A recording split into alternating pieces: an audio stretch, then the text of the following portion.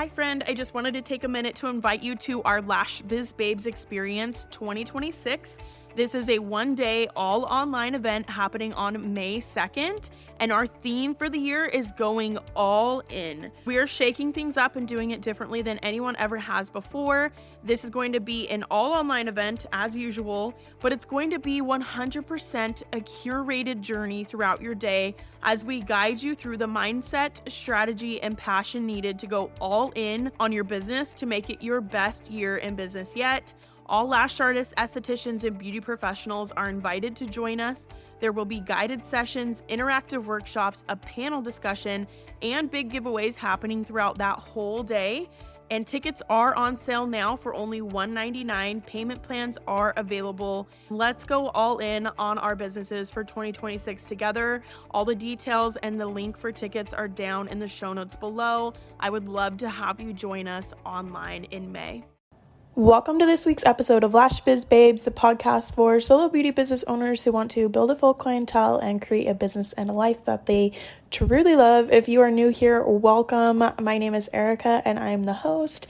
I'm a lash artist turned beauty business educator and lash educator and do like business coaching and all the fun things. And obviously I'm a podcast host too. So that's a little bit about me. If you are a returning listener, welcome back. This week's episode is a guest episode with Emily Lywood, and I connected with her on TikTok because she shares all of the retention education, all the retention tips and tricks and all the things. So I brought her on this week to talk to you guys about retention and like using TikTok to grow your business and like confidence with getting on video, whether that's on TikTok or Instagram. And we had a super fun conversation about it all. So I'm really excited for you to listen in. So let's go ahead and jump into it. Welcome to Lash Biz Babes. I'm literally so excited you're here. So I would love for you to introduce yourself and tell us how you got into lashes. Okay, so my name is Emily, and you can find me on social media on Instagram or TikTok. It's just Lash with Emily. And I have been in the lash industry for just over 8 years. I think November was 8 years. And when I first started, lashes were not really a thing in my town. I know they've been like something that has been long past the 8 years, and they've been going on longer than that. But there was like a handful of us. So we had no idea what we were doing. The education was terrible. My first course was the worst. I don't know that anyone really knew what they were doing at that point yet. It was still so new. Thank God. So then I did classics for about 4 years, just really conquered that skill set. And then I jumped into volume. I took, I think, 4 volume trainings in the course of like a year, the course of about a year and a half. And then I started educating after that. I decided that when the pandemic started, I really took a look at what I was doing, and I was kind of like, I'm not really loving in-person education. It just was really draining to me and really repetitive. And I felt like I was almost like not giving the best that I could.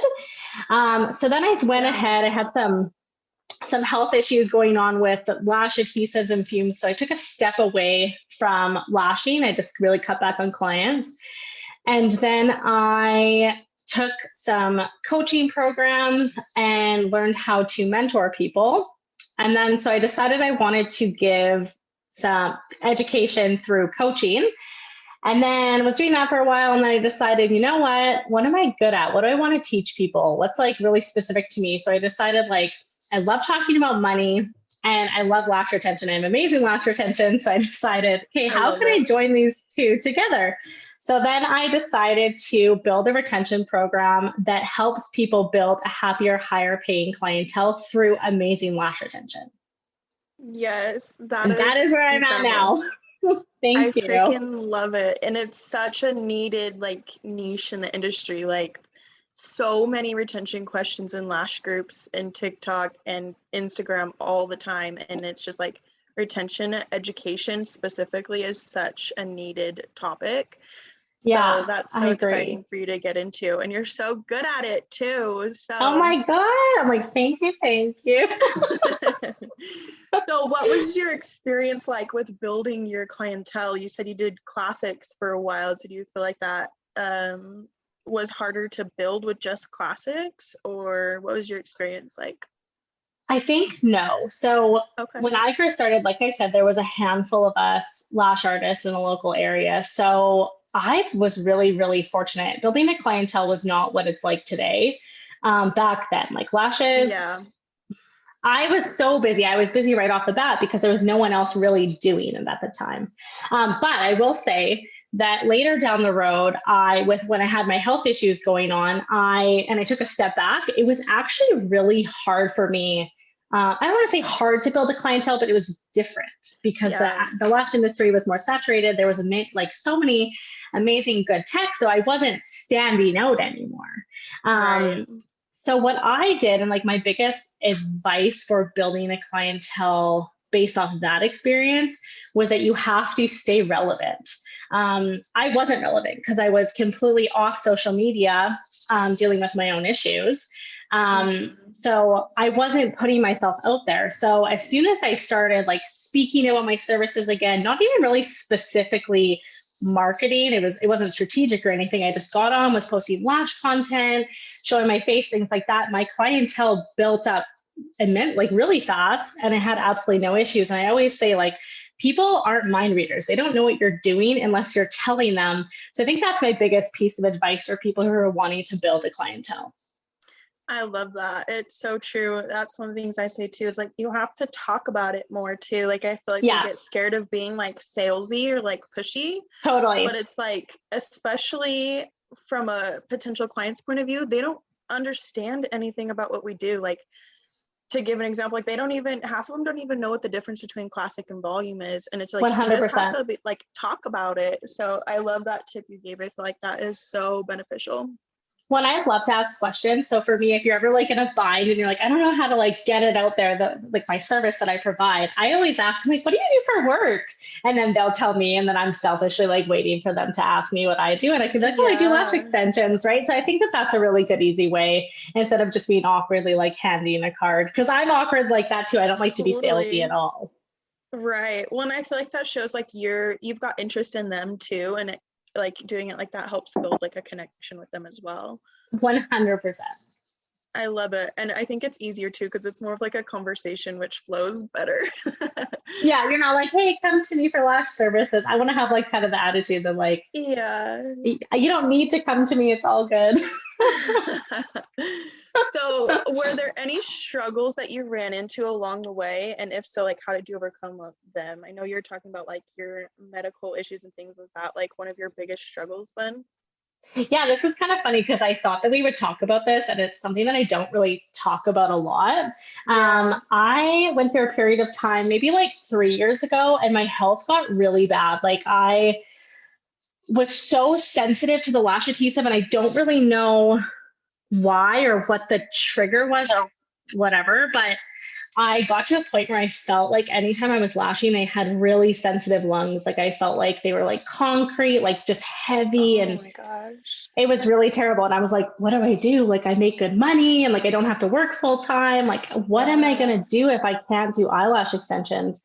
And that was really scary because like lashes had been my identity Oh for yeah. so long. That's Um, crazy. but yeah, what I did is I just did like a lot of like holistic healing and body cleansing, and now I have absolutely no issues. I don't know if it was just Crazy. we're exposed to so many chemicals day in and day out, lashing or not. Your hairspray is chemicals, your lash shampoo is chemical, or your hair shampoo is Mm-hmm. chemicals. Everything is chemicals. So I think I just really need to like take a step away from my toxic lifestyle in general. And that really helped. And I think that a lot of people are coming into issues with lash adhesive, and some people have similar symptoms as me or different symptoms. And I don't even want to blame the lash adhesive specifically, but it was a trigger for me. Yeah. But just taking a step back felt good. But now I'm back full swing. I'm lashing to this day. I still have clients that I see, and it's just about like finding boundaries and not working myself as hard and having a higher price point with which the lash Yeah. retention really helped. So that I'm not Yeah. as busy, but I'm still able to make a full living. And yeah, Working smarter, not harder. I freaking love 100%. that. Yeah. I think lash adhesive, especially over time, can be really harsh on your lungs too. I had not as severe of issues with it, but like even to this day, if I take like like, I do like two people's lashes now. I trade with my girl and I do my sister's. But like, if Yeah. I see like 4, 5, 6 clients a day, which that's like really pushing it. My max is usually 4, but like if I were to do more, like by the end of the day, I'm like stuffy nose, sneezing, Yeah. like the whole array. So yeah, I think that that probably was really helpful for you to like kind of take a step back and Yeah. refocus and It was just nice. It was nice to just kind of get to like sit down and think about what I wanted from my career as well. I think there's so many things in the industry that yeah. are like, have a lash brand. I know me and you were like, we're totally doing kind of against the grain of what a lot of people do. But like the main focus, like have a lash brand or have a salon, have all these things that like wasn't really interesting. I wasn't really interested in having any of those businesses. So Mm-hmm. figuring out like what I wanted to do and like what was going to make me feel good in my business. I love that. And like it sounds like you really were intentional with what you did too. It was something that you went down a route that you like loved what it was and were like intentional with, you know, your pricing and all that so that you could work less and make more and just like really be smarter Hmm. about it. Yeah, absolutely. That's amazing. So you are the retention queen on TikTok, literally so good on there. And that's, you know, that's where we connected. I have loved your content since like the first time I found you on there. So what made you, I guess we've talked about this a little bit, but like what made you really just decide to focus in on education about retention? Because I mean, there's so many other topics in the industry. That was there anything that specific that drew you into retention? Yeah, I think that retention became really important to me in my own business because, again, working smarter, not harder. Yeah. Um, I was so sick of having clients have issues. I'm like, that was taking up so much time in my life, extra time that wasn't necessary and unpaid for time. And yeah, I think I got good at it. And whether or not I that love was it. just fluke or what. And here's the thing too, is like, I always say you could be in the industry for, I don't know, 10 years at this point, but that doesn't mean that you're going to have good lash retention. Lashes, it doesn't matter how long you've been doing it. Lash retention takes work and not everyone has it. You could have amazing, like my sister actually, she's has amazing lash retention and she's never even like, she's taken one training through me. So it doesn't really matter. I think that we think that it comes with experience, but it doesn't. And I had to learn that kind of the hard way. So yeah, I think that's what really set me onto that. Like when I knew that I wanted to educate in a non-traditional way, I had to just think about like, what am I good at? What can I provide? And I think I mentioned before that I wanted to be able to help people make more money, but I almost think there's this disconnect in the industry where we're always telling people like, raise your prices, charge what you're worth. But it's like, it doesn't matter how beautiful your eyelash extensions are, the styling or whatever techniques you have. If they're not lasting, the service is useless. So I think that's for me, Yeah. that I was like, I want to help people make more money, but I want them to have like a reason so they can feel validated in their price increase. Right, 100%. And, you know, especially with clients, I mean, honestly, it's a big investment to get lash extensions. If you add it up, depending on the price point, it can be like a couple $1,000s a year or more. Why not? And Absolutely. they want to pay for lashes that are going to last. So it literally is so important. And I like that you brought up that, you know, someone could have been lashing for 10 years and still not have good lash retention, or like maybe even still not have as good of sets as someone who's been in it for 6 months. And I think that really comes down to like continuing your education too and like staying up to date, because especially in the last few years, I feel like retention, education, and knowledge has come such a long way too. We just know so much more about like adhesive and the technique and all that. And like, really, it's not necessarily like, oh, I've done it for so many years. Like you said, it's like, you know, really being more intentional with what you're doing, like your technique and what you're learning, and keeping up with your education is so important. Yeah, that's huge. I think that I tell girls that all the time. Like there's people even in my local area, right, who have been lashing longer than me, but they've only taken one training and then they stay the Mm-hmm. same. Yep. As for this, people who, you can be in the lash industry for 2 years and you could be like exceeding everybody else who's been doing them for 4, 5, 6+ years, right? So Oh, it's completely up to 100%. you and how dedicated you are to it. I totally agree. So I feel like there's girls in my area who get out of school and they are producing sets like better than me like 3 years in. Yeah. Like when I was 3 to 4 years in, like their beginning sets are better than those. It's like Yeah. there's so much education and support out there that it's like you definitely want to take advantage of that. And Yeah. especially people like you who are really like focused in on topics like retention and things and having that specialized education. Yeah, I think that a piece for retention too that I always like to say is like your clients will literally, it's a win-win because your clients will save money. And as a lash artist, you will make more money. So I just like to throw out the Yes. example always that, for example, like $80 is a very average volume lash fill price in my local area, which I don't charge and I think is very affordable. But if you have to go twice a month and you're paying $160 per month, that's for if you were to come see somebody else who has good retention and you're able to see them once a month, then you may only be paying, if it's $120 or $130 a fill, that's quite a bit of savings every month. Yeah, For the totally. client, plus time to get their gas, like time away from the kids, whatever, right? Like it's huge. Time is money.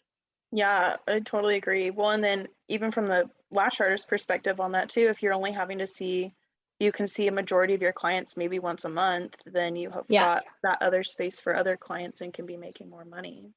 Yeah. And one thing that I have heard is people are like, well, that kind of sucks for me because then I have to gain more clientele, which I do understand that. But when you have amazing lash retention, you will have zero issues getting new clients. People will see your clients. Yeah.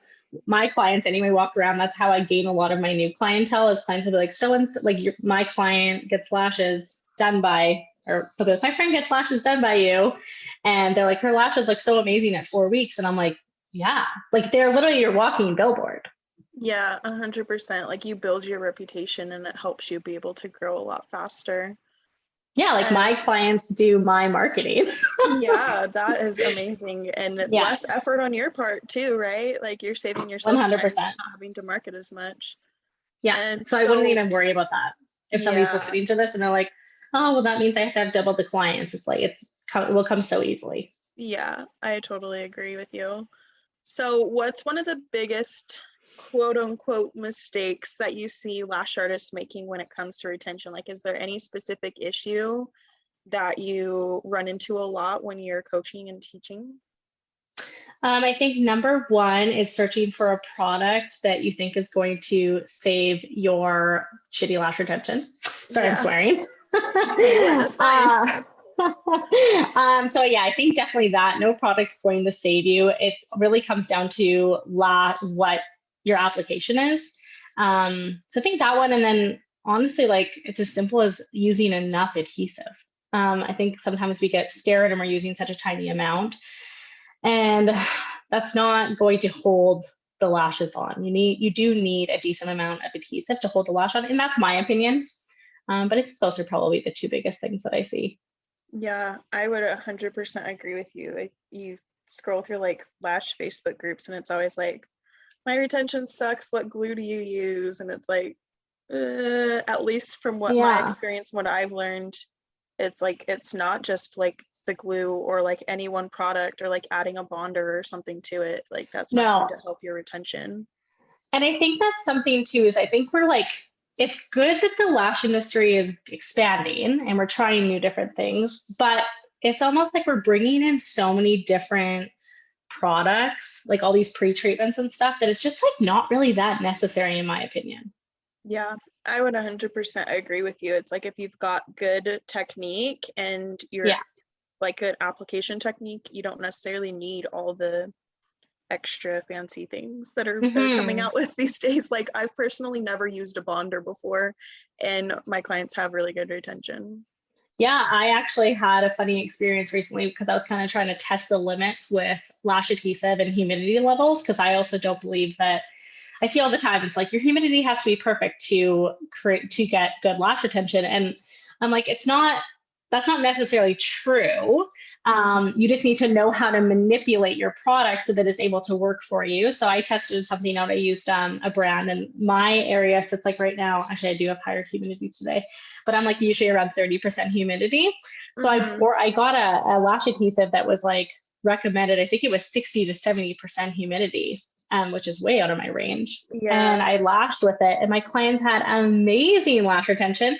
It just dried a little bit slower, and I just need to know how to manipulate it. So yeah, that's something that I see all the time. And I'm like, no, don't like look into that too much. Like it is important to know what your humidity levels and stuff are, but not the end all be all. I feel like the humidity just affects how quickly your adhesive is going to cure. Like it's not going to make it work or not work. It's just how fast or slow is it going to dry depending on the humidity that you have as well. Exactly.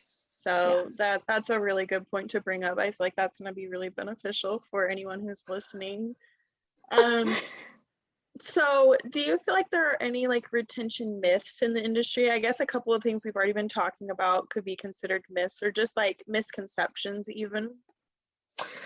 I think that we put too much blame on our clients. So I think we should kind of cut that out. I think that there's a tiny percentage, like clients can be at fault. I'm not going to say that. And like, I'm not going to be like, it's 100% the lash tech, but like a lot of the time it is the lash tech, and no one's really taught how to like actually get a good bond. So we're kind of just taught like how to get the lashes on the eye. It's not like actually focusing on your bond. So I want to just encourage people to step away from the client blame game. There's so many like rules that are now getting debunked. I think there's so many, I couldn't even like go into it. And I'm not very like science-based. That's not really me. There's so many other really good lash artists who are like talk about the formula of the adhesive and like why things are a myth. Like I know like Lash Cast, they talk about a lot of myths. So if anyone's interested in that, I think that's a really good place to look.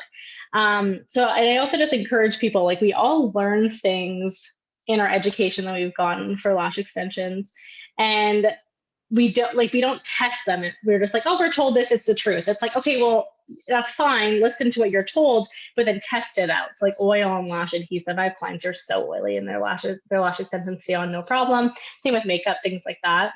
And another thing too, like I think that hopefully we're really moving away from this in the industry, but like water and lash adhesive that you can't get them wet after, it's like, okay, that's like so far gone. It should not be taught anymore. That like literally, I know at least one of the beauty schools in my area still teaches that, because one of the girls who came to work with me in my studio last year, she was recently graduated from school, and she told me that that's what they had taught them. And it was like, oh man, like at least at that point, it's like, it's 2021 and that's still being taught. Like definitely would agree that's a big myth. Well, and education is really hard because anyone anyway in Canada, like anyone can be an educator. So you could be lashing for 2 months and start educating people, and you could take a bad training and then continue on this knowledge. And as I said before, like people just take it in as fact. No one's testing the theory. I know like I get people commenting on my TikToks all the time, like that's wrong. And I'm like, okay, well, have you tried it? Because I also have clients who have oily skin. I'm like, they're fine. Yeah, it's like you kind of learn some of it from experience, where it's like, okay, you test it out for yourself and like, okay, is this actually true or not? But I guess where I'm at, the like curriculum for actual lash trainings themselves are not regulated at all. So you have to have an instructor's license, but that just teaches, the test is about like teaching styles and stuff, and like having, I don't know, like different things for different learning styles and all of that kind of thing, and learning how to like actually be a teacher, versus like there's no really regulation on the standards for the curriculum. So like even if you have your instructor's license, anyone could go out there and teach whatever they wanted about lash extensions, and their students would just take that in as like the truth. You know? I know, it's crazy. We have like no rules here. It's crazy. Yeah. So if you could give like one main tip about retention, what would it be? Is there anything specific that you're like, that like changed your retention game for the better? Or I think figuring out the right amount of adhesive. So you don't want so much that it's like, we hear all the time, like use more adhesive or use less adhesive, but I'm hearing lately a lot of use more adhesive, which absolutely I agree with. But there is a fine line between like an excessive amount of adhesive or the right amount of adhesive. And I don't want people to hear that and be like, oh, I'm globbing it on. And then we're going to start having like running. And then that's where you'll see like the bead of adhesive at the base of when it like touches the skin. You know what I'm talking about? Yeah. So we don't want that. And using a large amount of adhesive increases the chance of sticky. So we just want to be extra diligent with making sure that we're not having any isolation issues or stickies. So just figuring out the right amount. And like my retention course, if you're not sure what that is, like, of course I have videos on how to get the right amount of adhesive. But just like my recommendation without the retention course is just like go in and just test out what's working. Yeah, like test it out again, everything, yeah. right? Well, same thing with like humidity levels again, like going back to that is like if it's super dry, it's going to take a little bit longer to dry, right? Because adhesive cures with moisture. So just, yeah, it depends on the area. Like I could give somebody advice specifically on my area, but like where you are, it might be different, right? So yeah, well, and where I'm at, I'm in the desert, so it's really low humidity here too. But I think that it totally plays into it, though. You see people giving advice for humidities and adhesives and stuff, and it's like, but wait, what if their environment is different than yours? Like, it's going to be a little bit different for everybody. I also wanted to say, just on that note too, is like find an adhesive that is recommended for your environment. So it's important to know what your room average is. And then choose an adhesive based off that. If I had a piece of advice for somebody choosing which products they want to use, because like me and you probably have something similar, but somebody who lives in, in Canada and Vancouver, it's so humid down there. So it's going to be completely different. Yeah, I totally agree with that. I love it. So shifting gears just a little bit here. Like I said, we connected on TikTok and I love your videos. I love your content there. You share so many good like tips and tricks and things. So can you tell us a little more about how you got into using TikTok for your business? Like it's like this new, kind of newer, in the last few years, it's picked up a lot of relevancy and a lot of people are using it. So can you share with us a little more about that? Yeah, I think that I was so stuck on Instagram. And I think they have their pros and cons to each platform. Oh, I agree. But I don't like watching Instagram reels. I think that I had to like just sit with myself and be like, okay, I hate sitting here and watching Instagram reels. They're the same audio over and over and over again and the same trends, and I don't like them. But I could sit on TikTok for like 5 hours and watch videos. So I was like, okay, probably a lot of other people feel like me too. Yeah. So that's what, yeah. So I think that's where it got me, where I was like, okay, I'm going to try TikTok. I was kind of exploring a little bit on TikTok before I had like really niched down specifically to lash retention. And I was getting like no traction, like my videos like getting like 5 views, like it was terrible. And then I don't know, I just started posting more like niche specific content around lash retention. And I grew like, I think I'm over 1,000, just over 1,000 followers in like a very short span. Where I was posting consistently, I grew that 1,000 followers in under a month, I think. As for like it was great. I was so surprised because I've had my Instagram account for a long time and I've really have seen the slowest growth on there. So that was huge for me. And I don't know, I think I post different retention information on both platforms. And I get way more traction on TikTok than I do on Instagram. I heard this a while ago and it really resonated with me. I don't remember the exact way that the person worded it, but they were saying that Instagram Reels makes them feel like shit. Like everyone has to like look so pretty when they're on there and the filters are like basically look like you have plastic surgery because everyone's so beautiful on there with their filters. Very like specific, like you want everything to like look really pretty and elegant on your page. And as for TikTok, polished. Yeah. Yes, polished, totally. And then people on TikTok are like in their pajamas. I literally have posted on TikTok in my pajamas. Like it wasn't on my body, so you couldn't really tell, but I had like no makeup on, like just looking like shit. I had a video go like get quite a bit of views. I was in my car, the audio was like sounded like shit, and I had so many questions. So they were like, yeah, Instagram makes me feel like shit about myself. And then TikTok's like, I love everybody, everyone's just like normal and posting actually good, valuable stuff. So that kind of sat with me, and I could probably agree with it.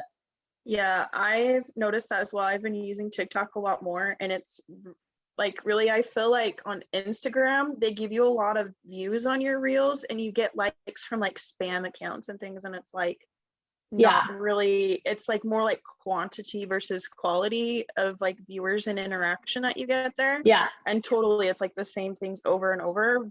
But on TikTok, I feel like their algorithm is much more accurate and gets your videos like in front of the right people, because maybe I get less views, but I get more interaction with people who are actually my ideal client, who I want to be like seeing my content. So I feel like it's just 100%. like the quality is so much better. Like you're able to connect with people a lot easier there.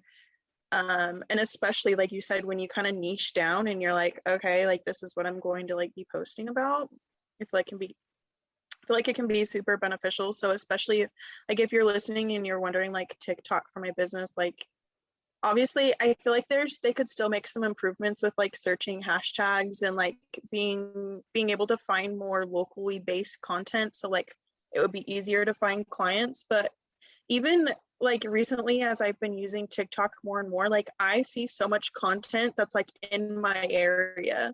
Like I saw this video of this lady driving, and she literally was like, had posted this video driving around the corner from my house. And I was like, oh my gosh, like this algorithm is way too accurate. And so I feel like even with that, like even I feel like they could still have some features that could be better for locally based businesses, but still like you can use it so much, like it's going to be so beneficial for you, especially if you are like specializing in one service like lash extensions. I agree. I know, I think that right now anyway, I agree with you, because like Instagram's nice because you can have pictures on your feed and stuff and you can make it look really pretty. It's like a portfolio, so somebody can come on and say like, oh, you're in whatever city and I want to go to you. As for TikTok, isn't there yet, I don't think. But yeah, it's a good place if you. Yeah, I feel like it's easier to get found by local people on Instagram, especially if you've got like the right hashtags and location tags, and like there's a lot of different things you can do there to grow your local following. But TikTok, I feel like it's still so beneficial too, because it's I agree. your videos in front of the right people without much extra effort on your part, for sure. Where do you post more on, or where do you like to post more on? Honestly, I use Instagram the most because that's my main like warm space, if you would call it. That's where I put the most like nurturing content out, like do like, because I use Instagram stories a lot, so that's like where my main like focus is. But I still have grown because like I said, I just recently, probably in like the last few months, really got into being consistent on TikTok. I had like 200 just random followers, and I have grown that to, I think I'm almost to 800 in the last like 5 weeks. So it's like, you know, that might only be 500, 600 more followers, but like that's literally tripling my following on TikTok really quickly with people who are actually my ideal clients. So with using that, I feel like I filter a lot of people from TikTok over to my Instagram, since that is where I am mainly interacting with them, because I feel like it's easier to make connections with people on Instagram versus TikTok, which is something that I'm really big on, is making those connections. And like I'm able to interact with them easier and get to know them like just as a person easier too, because like, yeah, I want to help you grow your business, but I also want to get to know you, because like I care about you, and like I care about like the people and like my students and my everything, that, and I want to help them grow and like be their friend too. And I think there's such a big difference between like people who are on TikTok and then who are on Instagram. Maybe not a huge difference, but it's nice. Like I gained, I think 200 followers in that month span on, which is like, you know, in the grand scheme of things, not a whole lot, but 200 people who are specifically interested in retention. Exactly. Information. It's your ideal 200 of your ideal clients. That's huge. 100%. It's not just like random, like if you got a random 1,000 people, like that's not going to be beneficial for you, versus like it's like the quality, not the quantity. 100%. And they came over from TikTok to Instagram, where I felt like I was struggling on TikTok or on Instagram to be like seen and have ideal followers. So I think it's good to have both. And I would definitely encourage people to just like get out of their comfort zone. I know I was nervous to use TikTok, but I'm so happy that I did it. Yeah. And that kind of leads into our next question. Like a lot of solo beauty business owners do get overwhelmed with the thought of making videos and showing up on TikTok or even on Instagram, just like showing their face. So do you have any tips for them? Yes. So we all have things that we hate about ourselves. I literally hate my teeth so much. Like every time I do a video, I'm like, can you see my snaggle No, tooth? Like it's out. But, or like, literally I'm never not, even paid attention to that. but it's something that like I have been insecure about my entire life. And Mhm. that's something that is so prominent on a video where you're speaking, right? Your mouth is out there. Yeah. And so I was like, oh, like I hate this about myself. I'm like, oh, you can see my double chin sometimes, or my fat arm gets in the way. Like all these things come out that it's like no one gives a shit. Like you're gonna Yeah. sit there. There is Yeah. way worse off people posting content. Like I just I am think like laughing because I relate so hard. like it's like no one cares. Like I've never looked at your video and be like not that I would, but I'd be like, oh, like what's wrong with her face today? Like no Right. one cares about that. I've never had Like, somebody comment about my teeth or whatever my insecurity is, right? So just get on. And I think a big thing in the industry is that we need to come across as oh, I can't think of the word right now, but like valuable or knowledgeable. So you have to position yourself as an expert. And the best way to do that is through speaking. And I think a lot of newer techs are like, well, I don't have that much knowledge. I don't have things to talk about. You are an expert in some way. You are more of an expert at doing eyelash extensions than your clients. So get on. yes. And even if it's like talking about washing your lashes, like a quick video, like whatever, post it Yeah. about washing your lashes and then aim to like, I don't know, do one once a week or something. Yeah, like ease into it because it's really scary at first. I totally agree. Like, I remember the first time I ever like talked on my Instagram stories, I was sitting on my bathroom floor because I was scared my husband would hear me talk. I know. Yeah, I totally And I was understand. just like, oh my gosh, like, how do I even? I was so nervous, but it's like, you just kind of have to sit down and do it. Like, even Yeah. if you just like practice recording yourself on your phone and don't even post it, like, just get comfortable talking on camera and like do it like once a week to start out with just to ease yourself into Yeah. it. And sometimes don't listen to yourself. Like sometimes for me, I'm like, oh, I don't even want to hear what I have to say, but who cares? Like it's people find Yeah. value in whatever. And also something too is when you speak more, I remember like sometimes I'll feel like I'm speaking to nobody. We all have those moments where you're like, no one's commenting on my stories Mm-hmm. or whatever, right? But every once in a while, I have somebody who reaches out to me and they're like, thank you so much. Like, I love your content. I find it so valuable. And I'm like, if I'm helping with helping one person, that Yeah. makes me happy. And I know there's all these like silent people who just don't say anything. So Workers. Yeah, I get a lot of that too. Like, there's so many people watching you and listening to you that love what you're doing and love what like you stand for and what you're posting about. They just don't, not a, like, I'm sure yeah, we've all done it before. We enjoy following certain accounts on Instagram, but we don't necessarily comment or message them, but we like their content. Like, there's so many people out there that are watching you and are inspired by you and just like yeah. silently doing Well, that. and I also think a really cool thing about social media too is I remember like maybe 4 years ago, everyone that I was watching on social media speaking was like really beautiful and super, super rich and like had, fake boobs and fake lips and like looked so extravagant. And I would always be like, oh, well, I want to be like that. But now I think that more normal people, I don't know if that's the right word to say, but more average looking people or whatever are getting on and speaking. So you're not like, Yeah.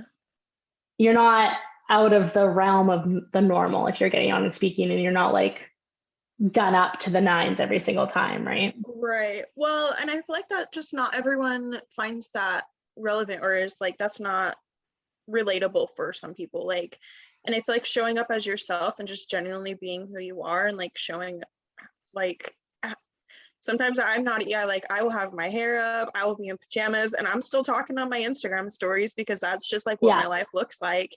And I feel like it Yeah. helps you connect with people who like resonate with that more. Like they like that about you, they find that relatable about you. So you can really a lot easier connect with your people in that way. And I think, like you said on TikTok, it's a lot less polished. And I feel like it's almost easier to show up on TikTok because I don't feel like I have to like get ready or plan out Yeah. my day around it. Like I can just be waiting for my son to get to pick him up from preschool and like record a TikTok in my car or whatever. Like Yeah. it's so much easier to show up there. And another thing I heard another creator say earlier this week, I can't remember which, I think I was listening to her on YouTube, but she just said like a lot of people who are local, like your friends and family and stuff, aren't necessarily on TikTok yet either.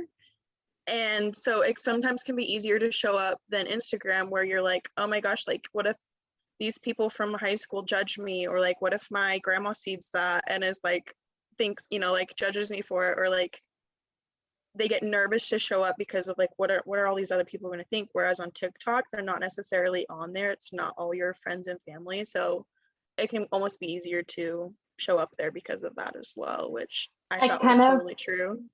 I had kind of had the opposite happen today. One of my really good guy friends, he was so funny because we share TikToks together all the time. So yeah, every time I post a TikTok video, I come up on his For You. And he texts me and he's like, Emily, I hate when your videos come up. And I was like, it kind of deterred me. Like, I was like, oh, okay, well, that sucks. And then finally I was like, whatever. I'm just like, I don't care. I'm going to like scroll past it if you don't want to see it. Who cares? Or unfollow me. Like, okay, if you're not going to be supportive. Yeah, it was fine. It was kind of more joking, but yeah, I think I it's was just like, funny. It's just funny how we like allow ourselves to like not put ourselves out there because we're worried what other people are going to think. And I'm like, man, I got a successful business. I'm doing well. Like, it's all good. Like, we don't have to worry about what everyone else is thinking of us. Like, yeah. I got to put myself out. This is how we literally grow our business. Unfortunately, this is where we are now. Like, we have to talk on stories, make stupid, some people are dancing on social media, you know, it's like not everyone feels comfortable doing that. But unfortunately, that's what it is now. And you just have to choose an avenue of what you're comfortable with. I'm not comfortable getting on TikTok and dancing. That's not for me. So I won't do it, but I'm comfortable getting on and speaking. So you just kind of have to choose what you're comfortable with and don't worry what everyone else is focusing on. It's all good. I totally agree. Like, find a way that feels good for you too, because if like, I'm the same way. I don't really want to dance on TikToks. Like, that makes me feel really uncomfortable. Like, I'm good talking. So like, it's like kind of like finding methods that feel good to you so that you want to go do it, kind of thing. Like, yeah, I always tell people, you don't want to feel uncomfortable in what you're doing, right? You have to choose. Right. Well, and then you kind of feel like if you're trying to maybe like do something like you see somebody else doing, like, oh man, I see this other lash artist down the street and she is seemingly doing so well in her business. Maybe I should just like copy what she's doing. And you're trying to like force something and it's not for you, then you're not going to want to do it. It's going to make you want to avoid it. So you definitely want to make sure it feels good to you. 100%. Let's go into our next question. This is such a good discussion. I'm seriously loving this. I think that was one of our last questions. So any last words on that like topic at all, or? No, I don't think so. I think we like went into it. Just get on and show your face. Yeah, like ease into it too. Like, even if it's just like posting like on Instagram, like posting a picture of yourself to begin with. Like, I feel like that's, if you're not showing your face already, but you like feel like it would be beneficial for you, like that's a good place to start. Like, just ease yourself into it for sure. I think something I hear a lot of the time too is people are like, I hate my voice. I'm like, I hate my voice too. I have like the girliest, everyone thinks mumbliest. That. Yeah. I'm like, don't worry about it. It doesn't matter. Yeah, I totally agree with that. So any last words of advice or like guidance for us all? Like, this has been so good. Like, I've loved this. Yeah, I think we covered a lot of things. Like, I share so much stuff on both of us. Like, we share so much content on TikTok and Instagram. Like, I really try to get on there and share actual like true value. So follow me on social media. You'll definitely learn a lot. I'm always happy to like answer questions on there too. I'm like, I just love to share knowledge. So take advantage of that. I love it. You're so good at it. Thank you.